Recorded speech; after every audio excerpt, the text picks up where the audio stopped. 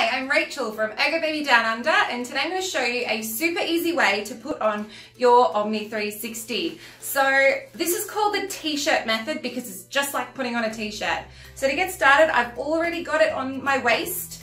I've got this set up for a newborn, so it's nice and high, and also I've got it on the narrowest setting for a newborn.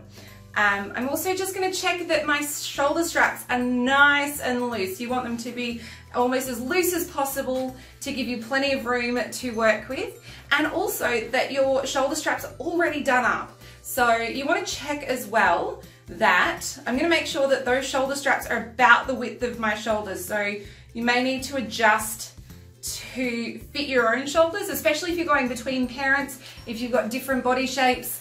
Just make sure that that is set up for you each time. Now I'm just going to pick up my baby.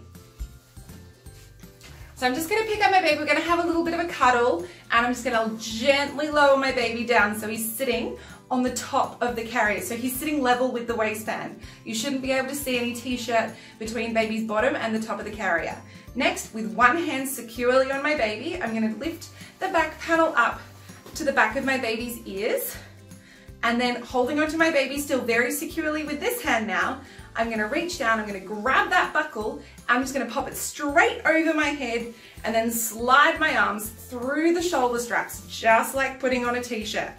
Now the next thing I need to do is just tighten up these side straps. So I'm going to do that by pulling it sort of backwards. You want to be following the line of the strap. So if you pull it at an angle, it's not going to go. You need to make sure it's going nice and smooth and straight. So you're going to do the same on the other side. Keeping baby's hands tucked out of the way. In some ways it's easier to do this with a real baby because your baby will sort their own arms out most of the time.